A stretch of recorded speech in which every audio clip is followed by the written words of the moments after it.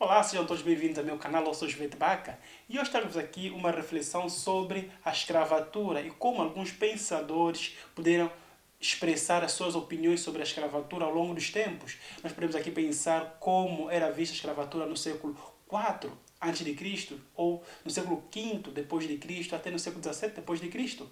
Porque quando eu falo aqui da escravatura, eu quero aqui generalizar tudo isso. Não quero apenas me centrar numa escravatura específica, a escravatura da era moderna, quando na era dos descobrimentos foram levados mais de 11 milhões para diferentes continentes como América do Norte, América do Sul, entre outros, ou quando os próprios árabes também influenciaram muito nessa era do tráfico de escravos, quando coisificaram o homem negro. Nós podemos até ver isso aqui num outro vídeo que eu poderia fazer quando trazer aqui a resenha do livro, aquele que é da razão negra da Chile Mbembe. Mas, para eu continuar esse vídeo, é necessário que você se inscreva nesse canal, por favor. Depois dá um like, compartilhe esse vídeo para mais pessoas. Não esqueça de ativar o sino de notificações, que quartas-feiras eu publico sempre um vídeo. Quando nós pensamos na escravatura, nos referimos a um sistema onde as pessoas são vistas como propriedades privadas e são forçadas a trabalhar. Nós ainda encontramos esse sistema legal no Sudão, onde ainda é legal ter escravo. Mas em alguns países é ilegal, mas existe a escravatura, como na China, no Nepal, Coreia do Norte. E fazendo uma retrospectiva da escravidão, nós podemos ver na Idade Antiga, na Idade Média e na Idade Moderna e na Idade Contemporânea. Algumas datas que nós podemos aqui nos referir com mais profundidade é desde o século XIX, 1830, quando começou esse sistema de abolição da escravatura. Nós levamos quase mais de 50 anos para que quase todos os países abolissem esse sistema da escravatura. E o último país ocidental que aboliu a escravatura foi o Brasil, em 1888. E um país africano que aboliu a escravatura mais recentemente foi a Mauritânia, em 1981. E vemos como isso vai influenciar diretamente com a liberdade das pessoas que são inseridas nessa mesma sociedade. E alguns filósofos deram suas opiniões sobre isso ao longo dos tempos. É isso que eu vou me referir neste mesmo vídeo. E o primeiro filósofo que nós vamos aqui trazer em discussão é Aristóteles, no seu livro A Política, que diz o seguinte: é escravo por natureza quem pode pertencer a um outro, e de facto lhe pertence, e quem participa da razão na medida em que pode percebê-la, mas não possuí-la. Os outros animais não são sujeitos à razão, mas às impressões. Porém, quanto à utilidade, a diferença é mínima. Escravos e animais domésticos prestam ajuda com o seu corpo às necessidades da vida. Podemos encontrar essa citação no livro A Política de Aristóteles, que escreveu isso nos anos 330 a 323 antes de Cristo. Já vemos aqui como ele faz uma breve distinção que existia escravos por natureza.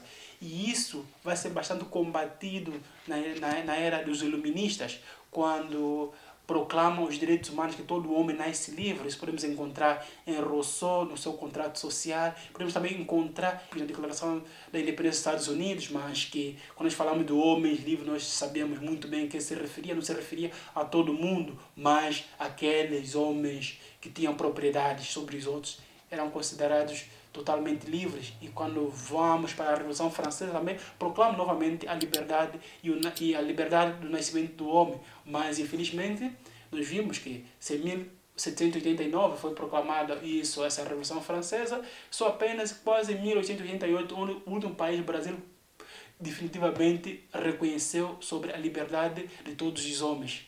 Mas isso ainda é muito cedo que nós falamos aqui sobre essas mesmas questões. Agora vamos aqui mais para frente, isto é, no século V depois de Cristo, quando Santo Agostinho nos traz uma reflexão sobre a escravatura. E diz o seguinte: a escravatura é uma pena necessária e foi imposta pela lei que manda observar a ordem natural, como meio de defesa face a quem a perturba.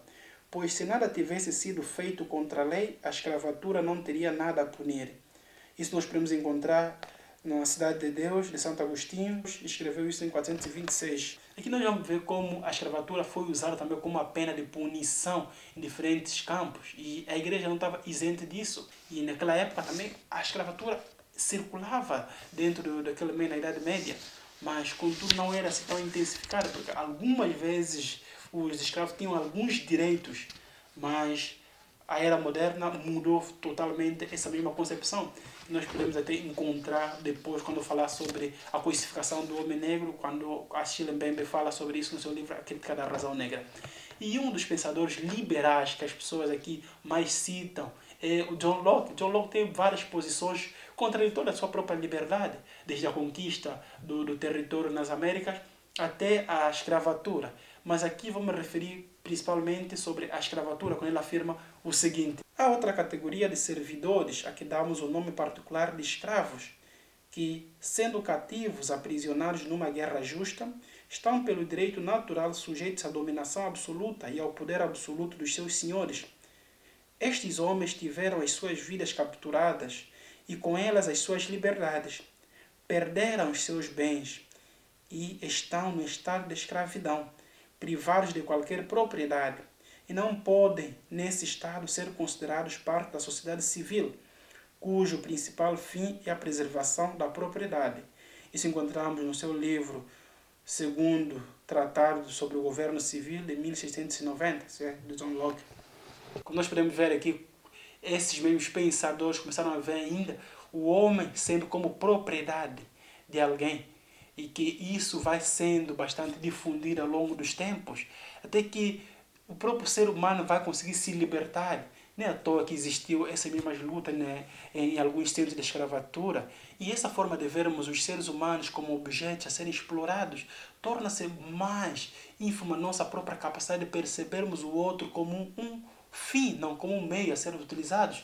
Por isso que existem ainda muitas escravas sexuais, existem muitos trabalhadores escravos que são forçados a trabalhar com pena de serem punidos. E isso é uma das coisas que nós podemos também combater dentro da mesma sociedade moderna. Não podemos ser escravos de alguma coisa, não podemos ser escravos dos vícios, devemos nos libertar dessas coisas todas. Se antigamente as pessoas aprovavam essas mesmas práticas, hoje nós devemos condená-las, devemos emancipar o homem, devemos elevar o homem a seu mais alto nível, devemos dar a liberdade de poder se construir a sua própria dignidade, devemos respeitar o homem, não vê-los como um meio, mas como um fim. Devemos aqui transmitir a nossa solidariedade a todas as pessoas e conquistarmos cada vez mais o seu lugar dentro da sociedade, procurar deixar o mundo um pouco melhor do que encontraste, defendendo as boas práticas, não a escravatura. Muito obrigado que viram o vídeo até aqui. Até aqui é o Jovete. Até a próxima.